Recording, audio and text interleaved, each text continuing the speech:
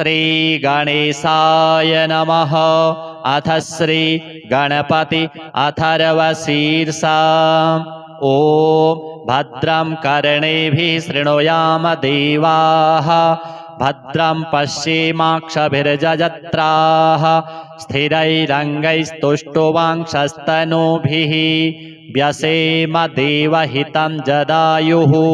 स्वस्ति न इन्द्रो वृद्धश्रवाः, स्वस्ति नः पूषा विश्ववेदाः, स्वस्ति नस्तारक्षो अरिष्टनेमिः, स्वस्ति नो बृहस्पतिर्दधातु।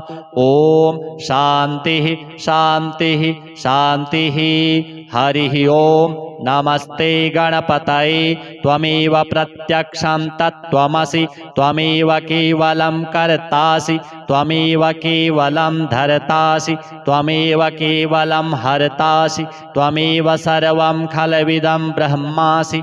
त्वं साक्षादात्मासि नित्यं ऋतं वच्मि सत्यं वच्मि। अवत्वं माम् अववक्तारम् अवश्रोतारम् अवदातारम् अवधातारम् अवानूचानमवशिष्यम् अवपश्चात्तात् अवपुरस्तात् अवचोत्तरात्तात् अवदक्षिणात्तात् अवचोर्ध्वात्तात् अवाधरात्तात् सर्वतो मां पाहि पाहि समन्तात्। त्वं वाङ्मयस्त्वं चिन्मयः, त्वमानन्दमयस्त्वं ब्रह्ममयः, त्वं सच्चिदानन्दाद्वितीयोऽसि, त्वं प्रत्यक्षं ब्रह्मासि, त्वं ज्ञानमयो विज्ञानमयोऽसि। सर्वं जगदिदं त्वत्तो जायते, सर्वं जगदिदं त्वत्तस्तिष्ठति, सर्वं जगदिदं त्वयि लयमिष्यति, सर्वं जगदिदं त्वयि प्रत्येति। त्वं भूमिरापो नलो नीलो नभः, त्वं चत्वारि वाक्पदानि, त्वं गुणत्रयातीतः, त्वं कालत्रयातीतः, त्वं देहत्रयातीतः, त्वं मूलाधारस्थितोऽसि नित्यं, त्वं शक्तित्रयात्मकः, त्वां योगिनो ध्यायन्ति नित्यम्। त्वं ब्रह्मा त्वं विष्णुस्त्वं रुद्रस्त्वम् इन्द्रस्त्वम् अग्निस्त्वं वायुस्त्वं सूर्यस्त्वं चन्द्रमास्त्वं ब्रह्म भूर्भुवः स्वरो। गणादिं पूर्वमुच्चार्य वर्णादिं तदनन्तरम् अनुस्वारः परतरः अर्धेन्दुलसितं तारेण रुद्धम् एतत्तव मनुस्वरूपं। गकारः पूर्वरूपम् अकारो मध्यमरूपम् अनुस्वारश्चान्त्यरूपम् बिन्दुरुत्तररूपम् नादः सन्धानं संहिता सन्धिः। सैषा गणेशविद्या गणकऋषिः निसृद्गायत्री छन्दः श्रीमहागणपतिर्देवता। ॐ गं गणपतये नमः। एकदन्ताय विद्महे वक्रतुण्डाय धीमहि तन्नो दन्ती प्रचोदयात्। एकदन्तं चतुरहस्तं पाशमङ्कुशधारिणम् अभयं वरदं हस्तैर्बिभ्राणं मूषकध्वजं। रक्तं लम्बोदरं शूर्प कर्णकं रक्तवाससं रक्तगन्धानुलिप्ताङ्गं रक्तपुष्पैः सुपूजितं। भक्तानुकम्पिनं देवं जगत्कारणमच्युतम् आविर्भूतं च सृष्ट्यादौ प्रकृतेः पुरुषात् परम्। एवं ध्यायति यो नित्यं स योगी योगिनां वरः। नमो व्रातपतये नमो गणपतये नमः प्रमथपतये। नमस्तेऽस्तु लम्बोदरायैकदन्ताय विघ्नविनाशिने शिवसुताय श्रीवरदमूर्तये नमो नमः। एतदथर्वशिरो योधीते स ब्रह्म भूयाय कल्पते, स सर्वविघ्नैर्न बाध्यते, स सर्वतः सुखमेधते, स पञ्चमहापातकोपपातकात् प्रमुच्यते। सायमधियानो दिवसकृतं पापं नाशयति, प्रातर्धियानो रात्रिकृतं पापं नाशयति। सायं प्रातः प्रयुञ्जानो पापो भवति। धर्मार्थकाममोक्षाणां मोक्षं च विन्दति इदमथर्वशीर्षमशिष्याय न देयं यो यदि मोहात् दास्यति स पापीयान् भवति सहस्रावर्तनाद्यं यम काममधीते तं तमनेन साधयेत् अनेन गणपतिमभिषिञ्चति स वाग्मी भवति चतुर्थ्यामनश्नं जपति स विद्यावान् भवति इत्यथर्वणवाक्यं ब्रह्माद्याचरणं विद्यात् न बिभेति कदाचनेति यो दूर्वाङ्कुरैर्यजति स वैश्रवणोपमो भवति यो लाजैर्यजति स यशोवान् भवति स मेधावान् भवति यो मोदकसहस्रेण यजति स वाञ्छितफलमवाप्नोति यः साज्यसमिद्भिर्यजति स सर्वं लभते अष्टौ ब्राह्मणान् सम्यक् ग्राहयित्वा सूर्यवर्चस्वी भवति सूर्यग्रहे महानद्यां प्रतिमासन्निधौ वा जप्त्वा सिद्धमन्त्रो भवति महाविघ्नात् प्रमुच्यते महापापात् प्रमुच्यते महादोषात् प्रमुच्यते स सर्वविद् भवति य एवं वेद इत्युपनिषत्। हरिः ओम्। भद्रं कर्णेभिः शृणुयाम देवाः भद्रं पश्येमाक्षभिर्यजत्राः स्थिरैरङ्गैस्तुष्टुवांक्षस्तनूभिः व्यसेम देवहितं जदायुः स्वस्ति न इन्द्रो वृद्धस्रवाः स्वस्ति नः पूषा विश्ववेदाः स्वस्ति नस्तारक्षो अरिष्टनेमिः स्वस्ति नो बृहस्पतिर्दधातु। ॐ शान्तिः शान्तिः शान्तिः। अथ श्रीसूक्तम्। ॐ हिरण्यवर्णां हरिणीं सुवर्णरजतस्रजां चन्द्रां हिरणमयीं लक्ष्मीं जातवेदो महावह तां महावह जातवेदो लक्ष्मीमनपगामिनीं यस्यां हिरण्यं विन्देयं गामस्वं पुरुषानहम् अश्वपूर्वां रथमध्यां हस्तिनादप्रबोधिनीं श्रियं देवीमुपभये श्रीर्मा देवी रजुषतां कांसोऽस्मितां हिरण्यप्राकारा मार्द्रां ज्वलन्तीं तृप्तां तर्पयन्तीं पद्मे स्थितां पद्मवर्णां तामिहोपभये श्रियां चन्द्रां प्रभासां यशसा ज्वलन्तीं श्रियं लोके देवजुष्टामुदारां तां पद्मिनीमीं शरणमहं प्रपद्ये लक्ष्मीर्मे नश्यतां त्वां वृणे आदित्यवर्णे तपसोऽधिजातो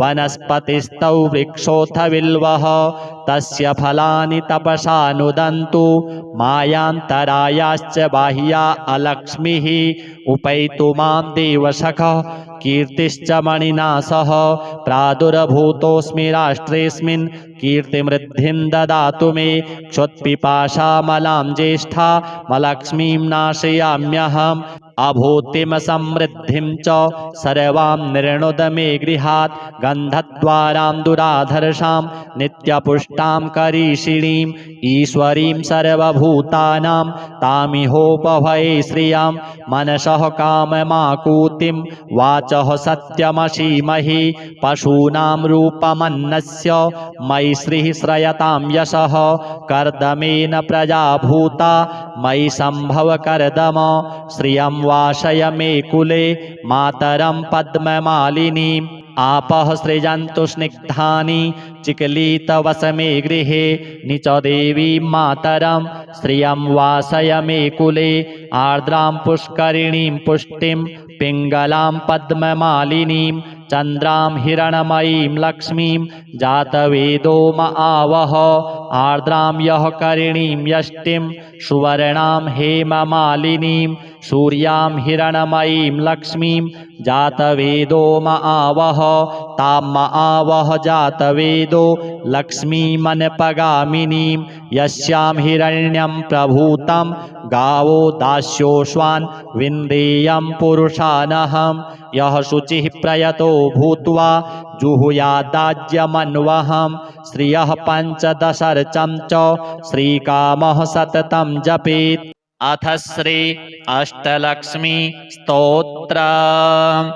सुमनसवन्दितसुन्दरि माधवी चन्द्रसहोदरि हेममये मुनिगणमण्डितमोक्षप्रदायिनि मञ्जुलभासिनि वेदनुते पंकजवासिनि देवसुपूजित सद्गुणवर्षिणि शान्तियुते जय जय हे मधुसूदन कामिनि आदिलक्ष्मि सदा पालय माम् अहि कलिकल्मषनाशिनि कामिनि वैदिकरूपिणि वेदमये क्षीरसमुद्भव मङ्गलरूपिणि मन्त्रनिवासिनि मन्त्रनुते मंगलदायिनि अम्बुजवासिनि देवगणाश्रितपादयुते जय जय हे मधुसूदन कामिनि धान्यलक्ष्मि सदा पालय माम् जय वरवर्णिनि वैष्णवी भार्गवी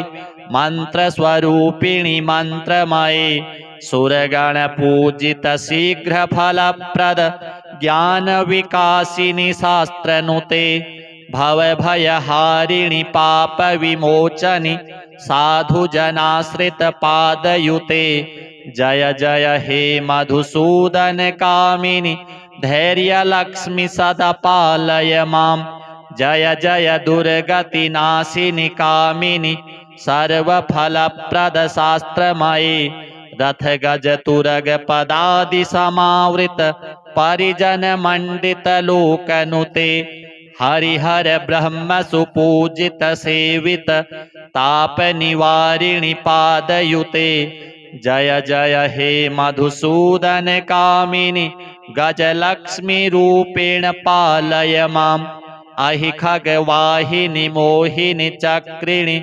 रागविवर्धिनि ज्ञानमये गुणगणवारिधि लोकहितैषिणि स्वरसप्तभूषित गाननुते सकल सुरासुर देव मुनीश्वर मानव वंदित पादयुते जय जय हे मधुसूदन कामिनि संतान लक्ष्मी त्वं पालय माम् जय कमलासनि सद्गतिदायिनि ज्ञान विकासिनि गानमये अनुदिनमर्चित कुङ्कुमधूसर भूषित वासित वाद्यनुते कनकधरा स्तुति वैभव वंदित शंकर देशिक मान्य पदे जय जय हे मधुसूदन कामिनि विजय लक्ष्मी सदा पालय माम् प्रणत सुरेश्वरि भारती भार्गवी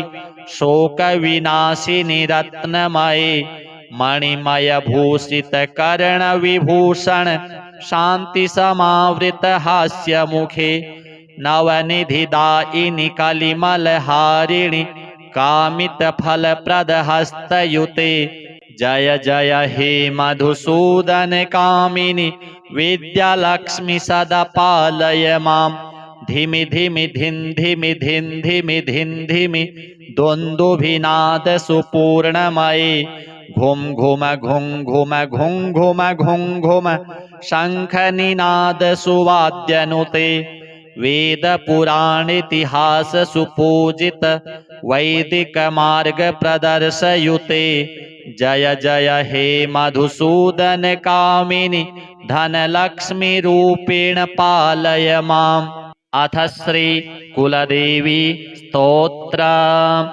ओम नमस्ते श्री कुलदेवी कुलाराध्या कुलेश्वरी कुल संरक्षणी माता कौलिक ज्ञान प्रकाशिनी वंदे श्री कुल पूज्या कुलांबा कुलरक्षिणी वेदमाता जगन्माता लोकमाता हितैषिणी आदिशक्ति समुद्भूता त्वया हि संपूर्ण जगत विश्ववन्द्यां महाघोरां त्राहि मां शरणागतं त्रैलोक्य हृदयं शोभे देवी त्वं परमेश्वरी भक्तानुग्रहकारिणी त्वं कुलदेवी नमोस्तुते महादेव प्रियंकरी बालानां हितकारिणी कुलवृद्धिकरी माता त्राहि मां शरणागतं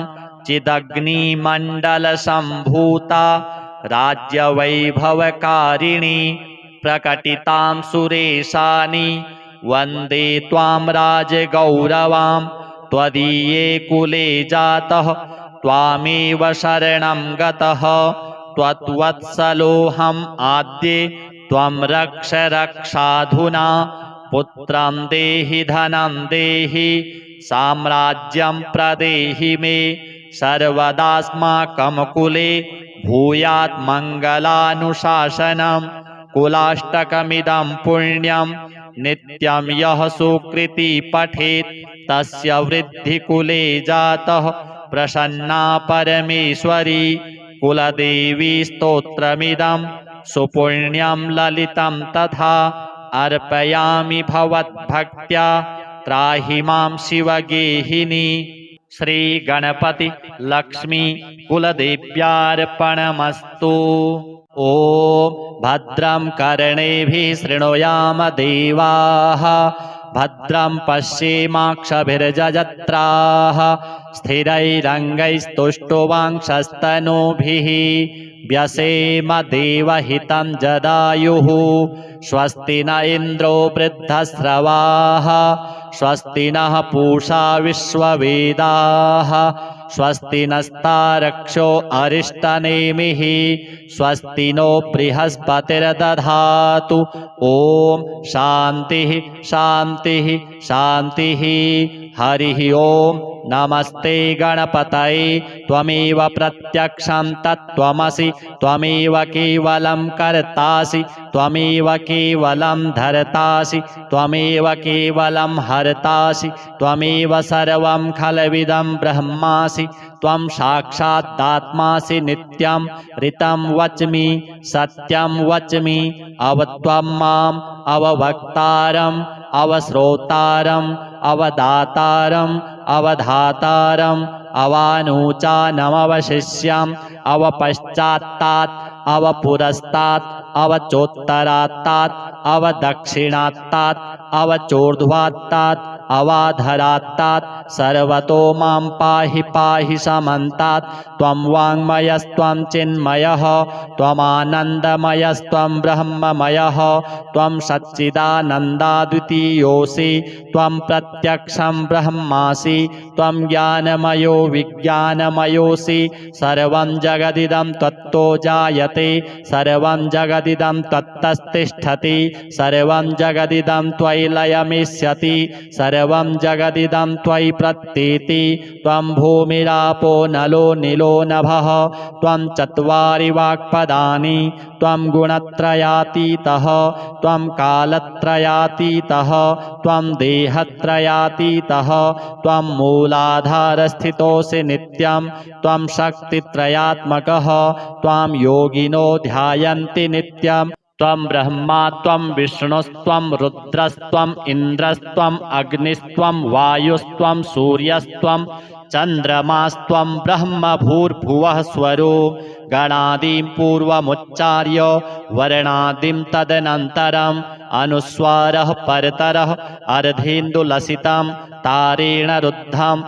एतत्तव मनुस्वरूपं गकारः पूर्वरूपम् अकारो मध्यमरूपम् अनुस्वारश्चान्त्यरूपं बिन्दुरुत्तररूपं नादः सन्धानं संहिता सन्धिः सैषा गणेशविद्या गणकऋषिः निसृद्गायत्री छन्दः श्रीमहागणपतिर्देवता ॐ गं गणपतये नमः। एकदन्ताय विद्महे वक्रतुण्डाय धीमहि तन्नो दन्ती प्रचोदयात् एकदन्तं चतुरहस्तं पाशमङ्कुशधारिणम् अभयं वरदं हस्तैर्बिभ्राणं मूषकध्वजं रक्तं लम्बोदरं शूर्प कर्णकं रक्तवाससं रक्तगन्धानुलिप्ताङ्गं रक्तपुष्पैः सुपूजितं भक्तानुकम्पिनं देवं जगत्कारणमच्युतम् आविर्भूतं च सृष्ट्यादौ प्रकृतेः पुरुषात् परम् एवं ध्यायति यो नित्यं स योगी योगिनां वरः नमो व्रातपतये नमो गणपतये नमः प्रमथपतये नमस्तेऽस्तु लम्बोदरायैकदन्ताय विघ्नविनाशिने शिवसुताय श्रीवरदमूर्तये नमो नमः। एतदथर्वशिरो योधीते स ब्रह्मभूयाय कल्पते स सर्वविघ्नैर्न बाध्यते स सर्वतः सुखमेधते स पञ्चमहापातकोपपातकात् प्रमुच्यते सायमधियानो दिवस्कृतं पापं नाशयति प्रातर्धियानो रात्रिकृतं पापं नाशयति सायं प्रातः प्रयुञ्जानो पापो भवति धर्मार्थकाममोक्षं च विन्दति। इदमथर्वशीर्षमशिष्याय न देयं यो यदि मोहात् दास्यति स पापीयान् भवति सहस्रावर्तनाद्यं यं काममधीते तं तमनेन साधयेत् अनेन गणपतिमभिषिञ्चति स वाग्मी भवति चतुर्थ्यामनश्नं जपति स विद्यावान् भवति इत्यथर्वणवाक्यं ब्रह्माद्याचरणं विद्यात् न बिभेति कदाचनेति यो दूर्वाङ्कुरैर्यजति स वैश्रवणोपमो भवति यो लाजैर्यजति स यशोवान् भवति स मेधावान् भवति यो मोदकसहस्रेण यजति स वाञ्छितफलमवाप्नोति यः साज्यसमिद्भिर्यजति स सर्वं लभते स सर्वं लभते। अष्टौ ब्राह्मणान् सम्यक् ग्राहयित्वा सूर्यवर्चस्वी भवति सूर्यग्रहे महानद्यां प्रतिमासन्निधौ वा जप्त्वा सिद्धमन्त्रो भवति महाविघ्नात् प्रमुच्यते महापापात् प्रमुच्यते महादोषात् प्रमुच्यते स सर्वविद् भवति स सर्वविद् भवति य एवं वेद इत्युपनिषत्। हरिः ओम्। भद्रं कर्णेभिः शृणुयाम देवाः भद्रं पश्येमाक्षभिर्यजत्राः स्थिरैरङ्गैस्तुष्टुवांक्षस्तनूभिः व्यसेम देवहितं जदायुः स्वस्ति न इन्द्रो वृद्धस्रवाः स्वस्ति नः पूषा विश्ववेदाः स्वस्ति नस्तारक्षो अरिष्टनेमिः स्वस्ति नो बृहस्पतिर्दधातु। ॐ शान्तिः शान्तिः शान्तिः। अथ श्रीसूक्तम्। ॐ हिरण्यवर्णां हरिणीं सुवर्णरजतस्रजां चन्द्रां हिरणमयीं लक्ष्मीं जातवेदो म आवह तां म आवह जातवेदो लक्ष्मीमनपगामिनीं यस्यां हिरण्यं विन्देयं गामस्वं पुरुषानहम् अश्वपूर्वां रथमध्यां हस्तिनादप्रबोधिनीं श्रियं देवीमुपभये श्रीर्मा देवी रजुषदां कांसोऽस्मितां हिरण्यप्राकारा मार्द्रां ज्वलन्तीं तृप्तां तर्पयन्तीं पद्मे स्थितां पद्मवर्णां तामिहोपभये श्रियां चन्द्रां प्रभासां यशसा ज्वलन्तीं श्रियं लोके देवजुष्टामुदारां तां पद्मिनीमीं शरणमहं प्रपद्ये लक्ष्मीर्मे नश्यतां त्वां वृणे आदित्यवर्णे तपसोऽधिजातो वनस्पतिस्तौ वृक्षोऽथ बिल्वः तस्य फलानि तपसा नुदन्तु मायान्तरायाश्च बाह्या अलक्ष्मीः उपैतु मां देवसखः कीर्तिश्च मणिना सह प्रादुर्भूतोऽस्मि राष्ट्रेऽस्मिन् कीर्तिमृद्धिं ददातु मे क्षुत्पिपासामलां ज्येष्ठा मलक्ष्मीं नाशयाम्यहम् अभूतिं समृद्धिं च सर्वां निर्णुद मे गृहात् गन्धद्वारां दुराधर्षां नित्यपुष्टां करीषिणीं ईश्वरीं सर्वभूतानां तामिहोपभये श्रियां मनसः काममाकूतिं वाचः सत्यमसीमहि पशूनां रूपमन्नस्य मयि श्रीः श्रयतां यशः कर्दमेन प्रजाभूता मयि सम्भव कर्दम श्रियं वासय मे कुले मातरं पद्ममालिनीं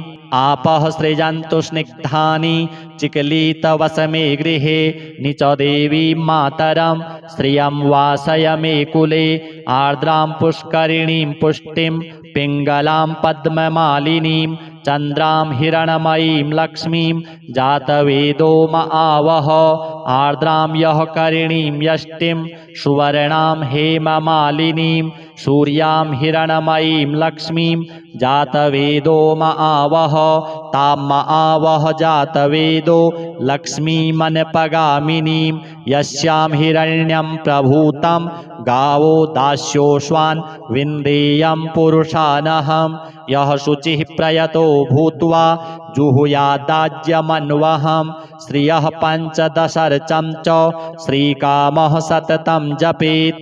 अथ श्री अष्टलक्ष्मी स्तोत्र।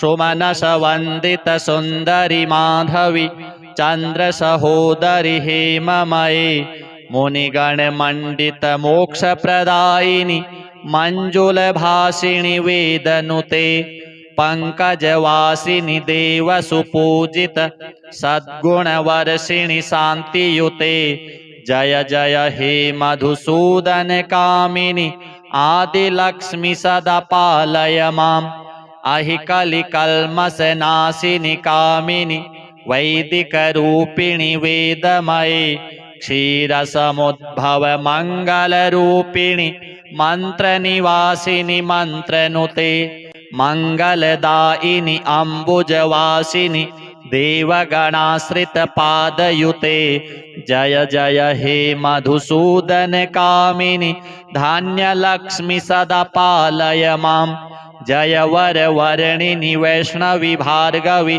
मन्त्रस्वरूपिणि मन्त्रमये सुरगणपूजित शीघ्रफलप्रद ज्ञानविकासिनि शास्त्रनुते भवभयहारिणि पापविमोचनि साधुजनाश्रितपादयुते जय जय हे मधुसूदन कामिनि धैर्यलक्ष्मी सदा पालय माम् जय जय दुर्गतिनाशिनि कामिनि सर्वफलप्रद शास्त्रमये रथगजतुरगपदादिसमावृत परिजनमण्डितलोकनुते हरिहर ब्रह्म सुपूजित सेवित तापनिवारिणि पादयुते जय जय हे मधुसूदन कामिनि गजलक्ष्मी रूपेण पालय माम् अहि खगवाहिनि मोहिनि चक्रिणि रागविवर्धिनि ज्ञानमये गुणगणवारिधि लोकहितैषिणि स्वरसप्तभूषितगाननुते सकलसुरासुरदेवमुनीश्वर मानववन्दितपादयुते जय जय हे मधुसूदन कामिनि सन्तानलक्ष्मी त्वं पालय माम् जय कमलासनि सद्गतिदायिनि ज्ञानविकासिनि गानमये अनुदिनमर्चित कुङ्कुमधूसर भूषितवासित वाद्यनुते कनकधरास्तुति वैभववन्दित शङ्कर देशिकमान्यपदे जय जय हे मधुसूदन कामिनि विजयलक्ष्मी सदा पालय माम् प्रणत सुरेश्वरि भारती भार्गवी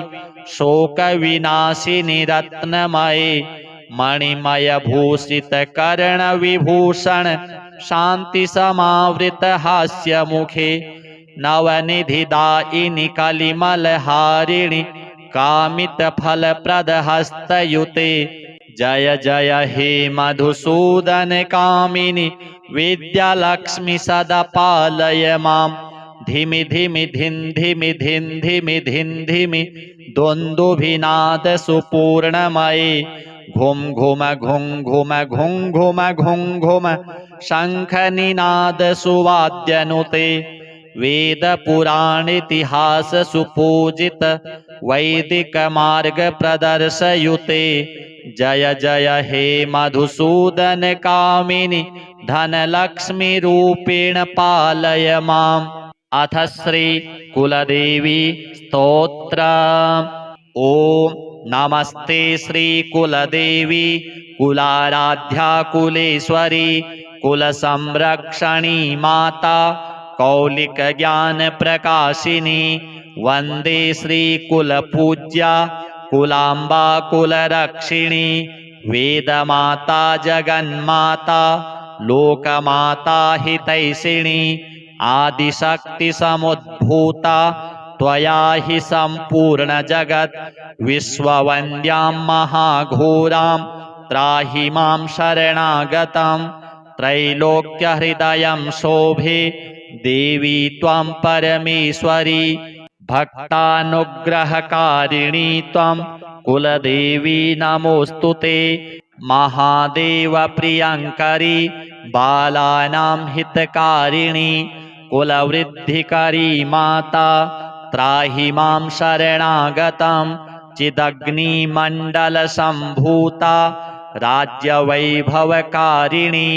प्रकटितां सुरेशानि वन्दे त्वां राजगौरवां त्वदीये कुले जातः त्वामेव शरणं गतः त्वद्वत्सलोऽहम् आद्ये त्वं रक्ष रक्षाधुना पुत्रं देहि धनं देहि साम्राज्यं प्रदेहि मे सर्वदास्माकं कुले भूयात् मङ्गलानुशासनं कुलाष्टकमिदं पुण्यं नित्यं यः सुकृति पठेत् तस्य वृद्धिकुले जातः प्रसन्ना परमेश्वरी कुलदेवी स्तोत्रमिदं सुपुण्यं ललितं तथा अर्पयामि भवद्भक्त्या त्राहि मां शिवगेहिनी। श्री गणपति लक्ष्मी कुलदेव्यार्पणमस्तु। ॐ भद्रं कर्णेभिः शृणुयाम देवाः भद्रं पश्येमाक्षभिर्जजत्राः स्थिरैरङ्गैस्तुष्टुवांशस्तनूभिः व्यसेम देवहितं जदायुः स्वस्ति न इन्द्रो वृद्धस्रवाः स्वस्ति नः पूषा विश्ववेदाः स्वस्ति नस्तारक्षो अरिष्टनेमिः स्वस्ति नो बृहस्पतिर्दधातु। ॐ शान्तिः शान्तिः शान्तिः। हरिः ॐ नमस्ते गणपतये त्वमेव प्रत्यक्षं तत्त्वमसि त्वमेव केवलं कर्तासि त्वमेव केवलं धर्तासि त्वमेव केवलं हर्तासि त्वमेव सर्वं खलविदं ब्रह्मासि त्वं साक्षादात्मासि नित्यं ऋतं वच्मि सत्यं वच्मि अवत्वं माम् अववक्तारम् अवश्रोतारम् अवदातारम् अवधातारम् अवानूचानमवशिष्यम् अवपश्चात्तात् अवपुरस्तात् अवचोत्तरात्तात् अवदक्षिणात्तात् अवचोर्ध्वात्तात् अवाधरात्तात् सर्वतो मां पाहि पाहि समन्तात् त्वं वाङ्मयस्त्वं चिन्मयः त्वमानन्दमयस्त्वं ब्रह्ममयः त्वं सच्चिदानन्दाद्वितीयोऽसि त्वं प्रत्यक्षं ब्रह्मासि त्वं ज्ञानमयो विज्ञानमयोऽसि सर्वं जगदिदं त्वत्तो जायते सर्वं जगदिदं त्वत्तस्तिष्ठति सर्वं जगदिदं त्वयि लयमिष्यति सर्वं जगदिदं त्वयि प्रत्येति त्वं भूमिरापो नलो नीलो नभः त्वं चत्वारि वाक्पदानि त्वं गुणत्रयातीतः त्वं कालत्रयातीतः त्वं देहत्रयातीतः त्वं मूलाधारस्थितोऽसि नित्यं त्वं शक्तित्रयात्मकः त्वां योगिनो ध्यायन्ति नित्यम् त्वं ब्रह्मा त्वं विष्णुस्त्वं रुद्रस्त्वम् इन्द्रस्त्वम् अग्निस्त्वं वायुस्त्वं सूर्यस्त्वं चन्द्रमास्त्वं ब्रह्म भूर्भुवः स्वरो गणादिं पूर्वमुच्चार्य वर्णादिं तदनन्तरम् अनुस्वारः परतरः अर्धेन्दुलसितं तारेण रुद्धम् एतत्तव मनुस्वरूपं गकारः पूर्वरूपम् अकारो मध्यमरूपम् अनुस्वारश्चान्त्यरूपं बिन्दुरुत्तररूपं नादः सन्धानं संहिता सन्धिः सैषा गणेशविद्या गणकऋषिः निसृद्गायत्री छन्दः श्रीमहागणपतिर्देवता ॐ गं गणपतये नमः। एकदन्ताय विद्महे वक्रतुण्डाय धीमहि तन्नो दन्ती प्रचोदयात्। एकदन्तं चतुर्हस्तं पाशमङ्कुशधारिणम् अभयं वरदं हस्तैर्बिभ्राणं मूषकध्वजं रक्तं लम्बोदरं शूर्प कर्णकं रक्तवाससं रक्तगन्धानुलिप्ताङ्गं रक्तपुष्पैः सुपूजितं भक्तानुकम्पिनं देवं जगत्कारणमच्युतम् आविर्भूतं च सृष्ट्यादौ प्रकृतेः पुरुषात् परम् एवं ध्यायति यो नित्यं स योगी योगिनां वरः। नमो व्रातपतये नमो गणपतये नमः प्रमथपतये नमस्तेऽस्तु लम्बोदरायैकदन्ताय विघ्नविनाशिने शिवसुताय श्रीवरदमूर्तये नमो नमः। एतदथर्वशिरो यो धीते स ब्रह्म भूयाय कल्पते स सर्वविघ्नैर्न बाध्यते स सर्वतः सुखमेधते स पञ्चमहापातकोपपातकात् प्रमुच्यते सायमधियानो दिवस्कृतं पापं नाशयति प्रातर्धियानो रात्रिकृतं पापं नाशयति सायं प्रातः प्रयुञ्जानो पापो भवति धर्मार्थकाममोक्षं च विन्दति।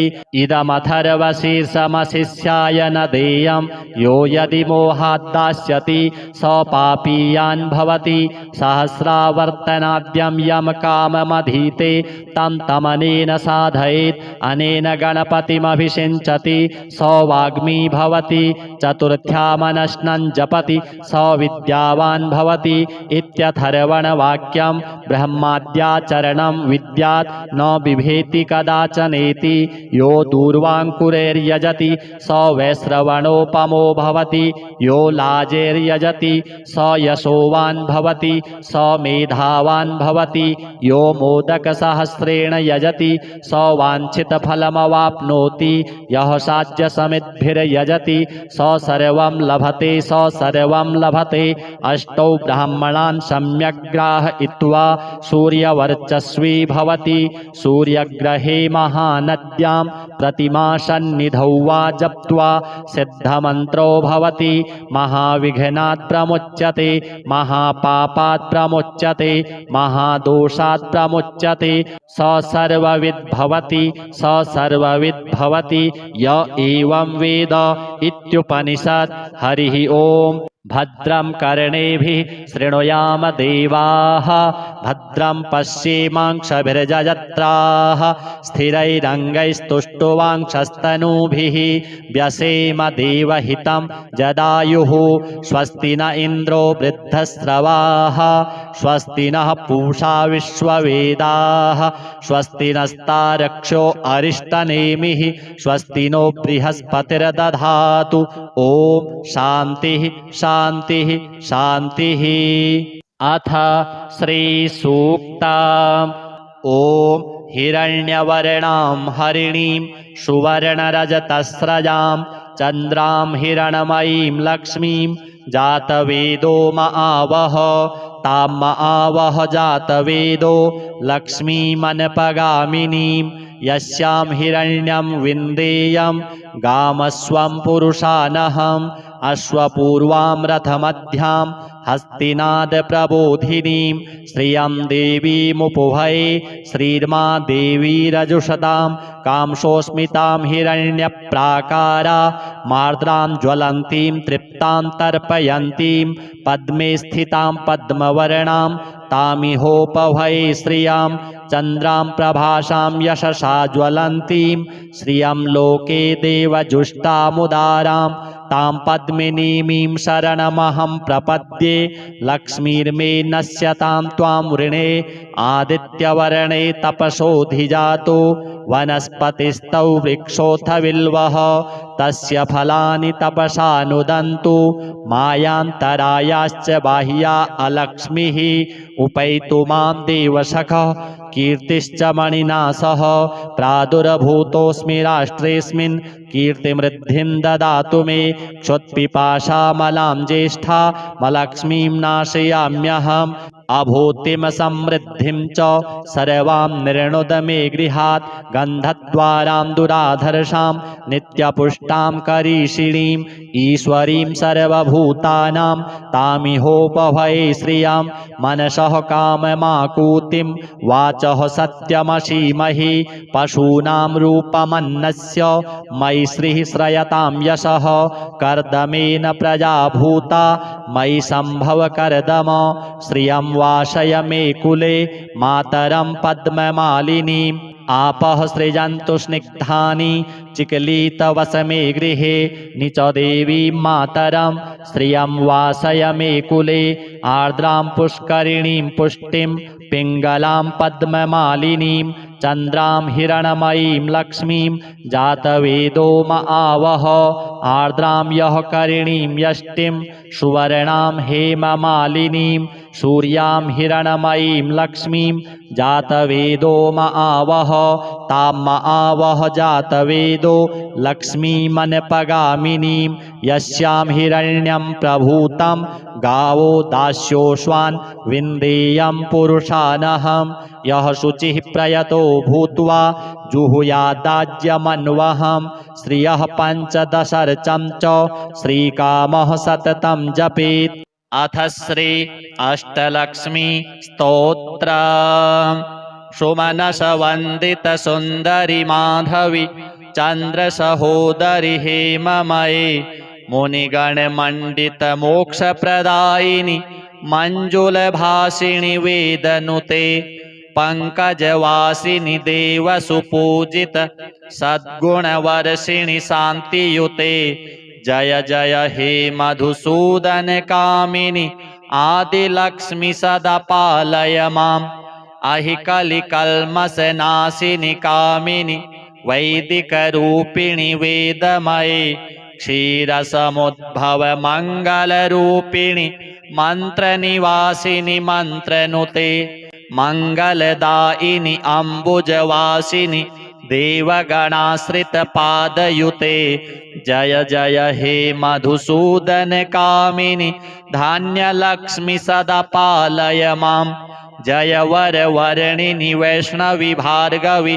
मन्त्रस्वरूपिणि मन्त्रमये सुरगणपूजित शीघ्रफलप्रद ज्ञानविकासिनि शास्त्रनुते भवभयहारिणि पापविमोचनि साधुजनाश्रितपादयुते जय जय हे मधुसूदन कामिनि धैर्यलक्ष्मी सदा पालय माम् जय जय दुर्गतिनाशिनि कामिनि सर्वफलप्रद शास्त्रमये रथगजतुरग पदादि समावृत परिजनमण्डित लोकनुते हरिहर ब्रह्म सुपूजित सेवित तापनिवारिणि पादयुते जय जय हे मधुसूदन कामिनि गजलक्ष्मी रूपेण पालय माम् अहि खगवाहिनि मोहिनि चक्रिणि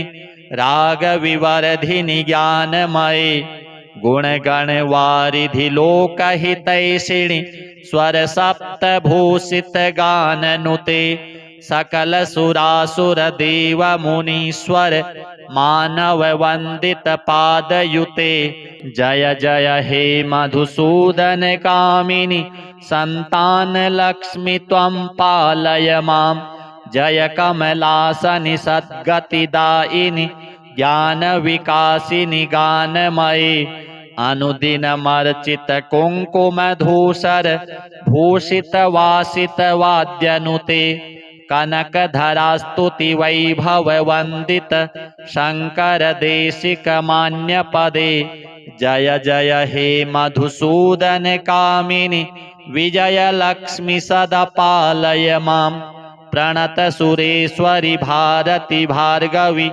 शोकविनाशिनि रत्नमये मणिमयभूषितकर्णविभूषण शान्तिसमावृतहास्यमुखे नवनिधिदायिनि कलिमलहारिणि कामितफलप्रदहस्तयुते जय जय हे मधुसूदन कामिनि विद्यालक्ष्मि सदा पालय माम् धिमि धिमि धिन् धिमि धिन् धिमि धिन् धिमि द्वन्द्वभिनाद सुपूर्णमये घुम घुम घुं घुम घुं घुम घुं घुम शङ्खनिनाद सुवाद्यनुते वेद पुराणेतिहास सुपूजित वैदिक मार्ग प्रदर्शयुते जय जय हे मधुसूदन कामिनि धनलक्ष्मी रूपेण पालय माम् अथ श्री कुलदेवी स्तोत्र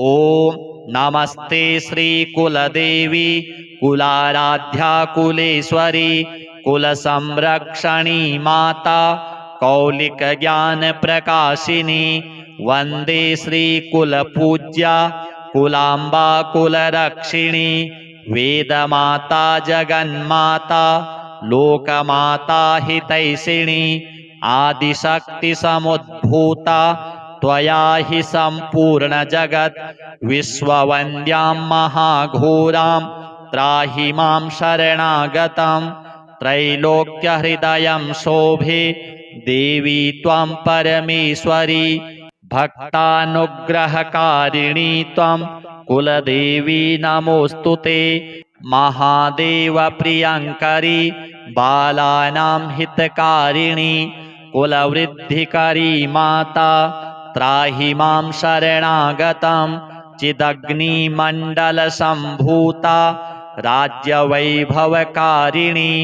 प्रकटितां सुरेशानि वन्दे त्वां राजगौरवां त्वदीये कुले जातः त्वामेव शरणं गतः त्वत्वत्सलोऽहम् आद्ये त्वं रक्ष रक्षाधुना पुत्रं देहि धनं देहि साम्राज्यं प्रदेहि मे सर्वदास्माकं कुले भूयात् मङ्गलानुशासनं कुलाष्टकमिदं पुण्यं नित्यं यः सुकृति पठेत् तस्य वृद्धिकुले जातः प्रसन्ना परमेश्वरी कुलदेवी स्तोत्रमिदं सुपुण्यं ललितं तथा अर्पयामि भवद्भक्त्या त्राहि मां शिवगेहिनी श्री गणपति लक्ष्मी कुलदेव्यार्पणमस्तु ओम भद्रं कर्णेभिः शृणुयाम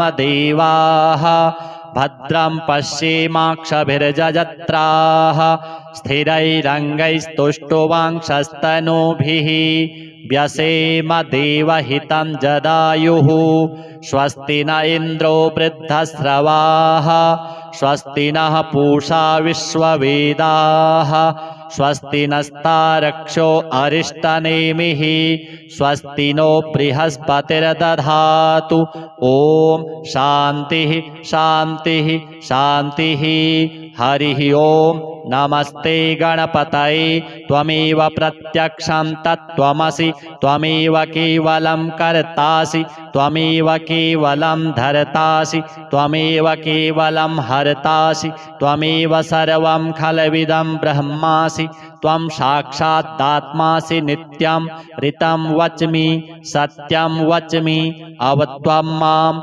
अववक्तारम् अवश्रोतारम् अवदातारम् अवधातारम् अवानूचानमवशिष्यम् अवपश्चात्तात् अवपुरस्तात् अवचोत्तरात्तात् अवदक्षिणात्तात् अवचोर्ध्वात्तात् अवाधरात्तात् सर्वतो मां पाहि पाहि समन्तात् त्वं वाङ्मयस्त्वं चिन्मयः त्वमानन्दमयस्त्वं ब्रह्ममयः त्वं सच्चिदानन्दाद्वितीयोऽसि त्वं प्रत्यक्षं ब्रह्मासि त्वं ज्ञानमयो विज्ञानमयोऽसि सर्वं जगदिदं त्वत्तो जायते सर्वं जगदिदं त्वत्तस्तिष्ठति सर्वं जगदिदं त्वयि लयमिष्यति सर्वं सर्वं जगदिदं त्वयि प्रतीति त्वं भूमिरापो नलो नीलो नभः त्वं चत्वारि वाक्पदानि त्वं गुणत्रयातीतः त्वं कालत्रयातीतः त्वं देहत्रयातीतः त्वं मूलाधारस्थितोऽसि नित्यं त्वं शक्तित्रयात्मकः त्वां योगिनो ध्यायन्ति नित्यं त्वं ब्रह्मा त्वं विष्णुस्त्वं रुद्रस्त्वम् इन्द्रस्त्वम् अग्निस्त्वं वायुस्त्वं सूर्यस्त्वं चन्द्रमास्त्वं ब्रह्म भूर्भुवः स्वरो गणादिं पूर्वमुच्चार्य वर्णादिं तदनन्तरम् अनुस्वारः परतरः अर्धेन्दुलसितं तारेण रुद्धम् एतत्तव मनुस्वरूपं गकारः पूर्वरूपम् अकारो मध्यमरूपम् अनुस्वारश्चान्त्यरूपं बिन्दुरुत्तररूपं नादः सन्धानं संहिता सन्धिः सैषा गणेशविद्या गणकऋषिः निसृद्गायत्री छन्दः श्रीमहागणपतिर्देवता ॐ गं गणपतये नमः एकदन्ताय विद्महे वक्रतुण्डाय धीमहि तन्नो दन्ती प्रचोदयात् एकदन्तं चतुरहस्तं पाशमङ्कुशधारिणम् अभयं वरदं हस्तैर्बिभ्राणं मूषकध्वजं रक्तं लम्बोदरं शूर्प कर्णकं रक्तवाससं रक्तगन्धानुलिप्ताङ्गं रक्तपुष्पैः सुपूजितं भक्तानुकम्पिनं देवं जगत्कारणमच्युतम् आविर्भूतं च सृष्ट्यादौ प्रकृतेः पुरुषात् परम् एवं ध्यायति यो नित्यं स योगी योगिनां वरः नमो व्रातपतये नमो गणपतये नमः प्रमथपतये नमस्तेऽस्तु लम्बोदरायैकदन्ताय विघ्नविनाशिने शिवसुताय श्रीवरदमूर्तये नमो नमः एतदथर्वशिरो योधीते स ब्रह्म भूयाय कल्पते स सर्वविघ्नैर्न बाध्यते स सर्वतः सुखमेधते स पञ्चमहापातकोपपातकात् प्रमुच्यते सायमधीयानो दिवस्कृतं पापं नाशयति प्रातर्धीयानो रात्रिकृतं पापं नाशयति सायं प्रातः प्रयुञ्जानो पापो भवति धर्मार्थकाममोक्षं च विन्दति इदमथर्वशीर्षमशिष्याय न देयं यो यदि मोहात् दास्यति स पापीयान् भवति सहस्रावर्तनाद्यं यं काममधीते तं तमनेन साधयेत् अनेन गणपतिमभिषिञ्चति स वाग्मी भवति चतुर्थ्यामनश्नं जपति स विद्यावान् भवति इत्यथर्वणवाक्यं ब्रह्माद्याचरणं विद्यात् न बिभेति कदाचनेति यो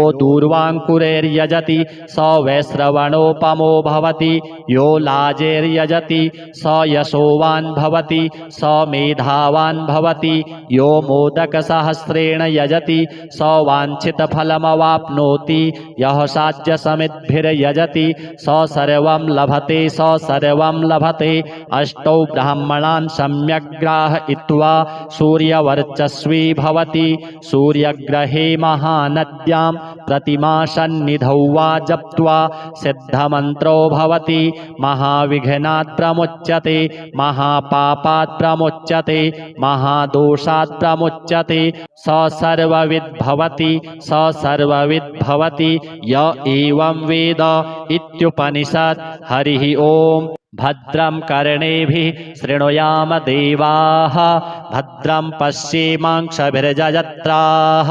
स्थिरैरङ्गैस्तुष्टुवांक्षस्तनूभिः व्यसेम देवहितं जदायुः स्वस्ति न इन्द्रो वृद्धस्रवाः स्वस्ति नः पूषा विश्ववेदाः स्वस्ति नस्तारक्षो अरिष्टनेमिः स्वस्ति नो बृहस्पतिर्दधातु ॐ शान्तिः शान्तिः शान्तिः अथ श्रीसूक्तम् ॐ हिरण्यवर्णां हरिणीं सुवर्णरजतस्रजां चन्द्रां हिरणमयीं लक्ष्मीं जातवेदो महावः तां महावः जातवेदो लक्ष्मीमनपगामिनीं यस्यां हिरण्यं विन्देयं गामस्वं पुरुषानहम् अश्वपूर्वां रथमध्यां हस्तिनादप्रबोधिनीं श्रियं देवीमुपभये श्रीर्मा देवी रजुषदां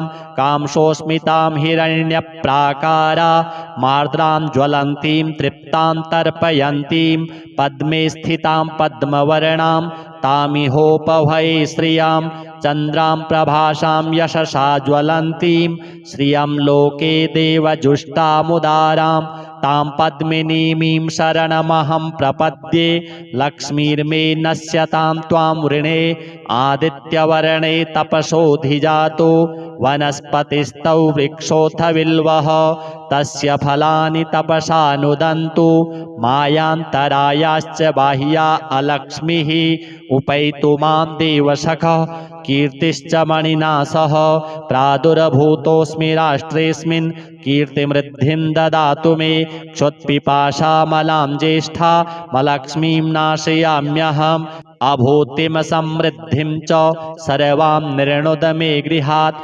गन्धद्वारां दुराधर्षां नित्यपुष्टां करीषिणीं ईश्वरीं सर्वभूतानां तामिहोपभये श्रियां मनसः काममाकूतिं वाचः सत्यमसीमहि पशूनां रूपमन्नस्य मयि श्रीः श्रयतां यशः कर्दमेन प्रजा भूता मयि सम्भव कर्दम श्रियं वासय मे कुले मातरं पद्ममालिनीम् आपः सृजन्तु स्निग्धानि चिक्लीतवसमे गृहे निच देवीं मातरं श्रियं वासय मे कुले आर्द्रां पुष्करिणीं पुष्टिं पिङ्गलां पद्ममालिनीं चन्द्रां हिरणमयीं लक्ष्मीं जातवेदो म आवह आर्द्रां यः करिणीं यष्टिं सुवर्णां हेममालिनीं सूर्यां हिरणमयीं लक्ष्मीं जातवेदो म आवह तां म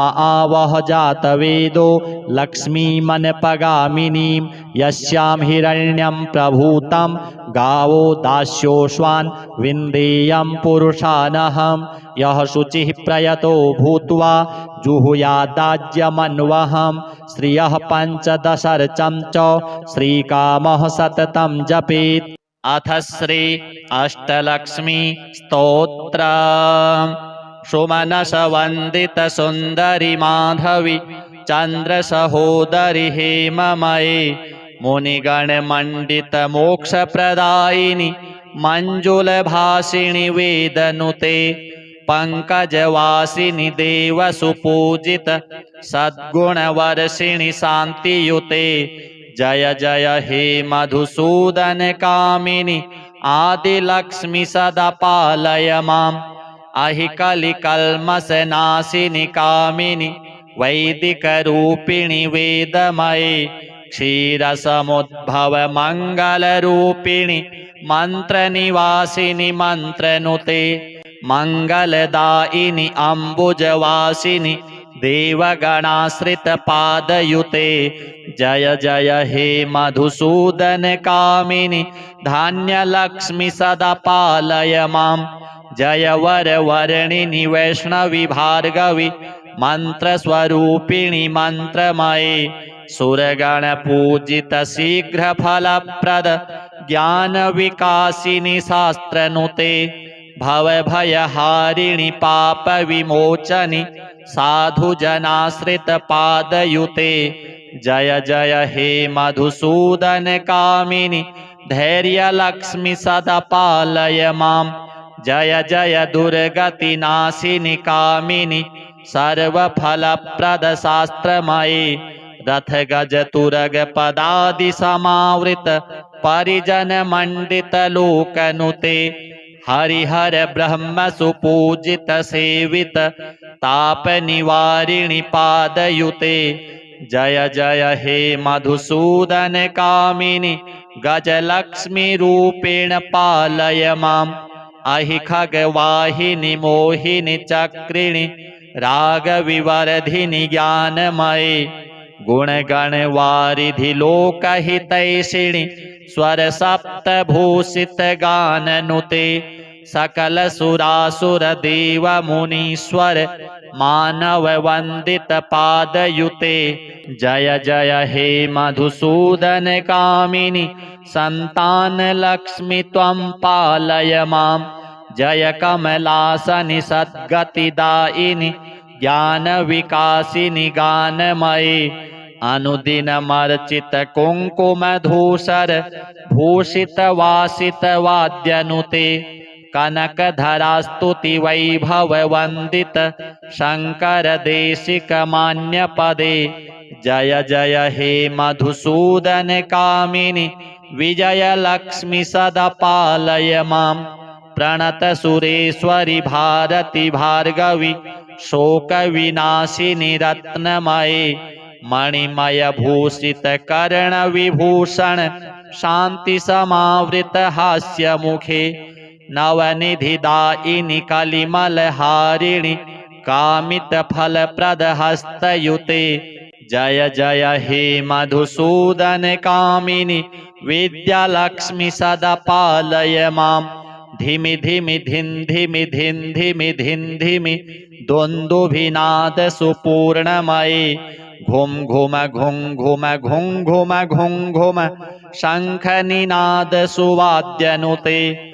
वेद पुराण इतिहास सुपूजित वैदिक मार्ग प्रदर्शयुते। जय जय हे मधुसूदन कामिनि धनलक्ष्मी रूपेण पालय माम्। अथ श्री कुलदेवी स्तोत्र। ओम नमस्ते श्री कुलदेवी कुलाराध्या कुलेश्वरी कुलसंरक्षणी माता कौलिक ज्ञान प्रकाशिनी। वंदे श्री कुलपूज्या कुलांबा कुलरक्षिणी। वेदमाता जगन्माता लोकमाता हितैषिणी। आदिशक्ति समुद्भूता त्वया हि संपूर्ण जगत्। विश्ववन्द्यां महाघोरां त्राहि मां शरणागतं। त्रैलोक्यहृदयं शोभे देवी त्वं परमेश्वरी। भक्तानुग्रहकारिणी त्वं कुलदेवी नमोस्तुते। महादेव प्रियंकरी बालानां हितकारिणी। कुलवृद्धिकरी माता त्राहि मां शरणागतं। चिदग्निमण्डलसम्भूता राज्यवैभवकारिणी। प्रकटितां सुरेशानि वन्दे त्वां राजगौरवां।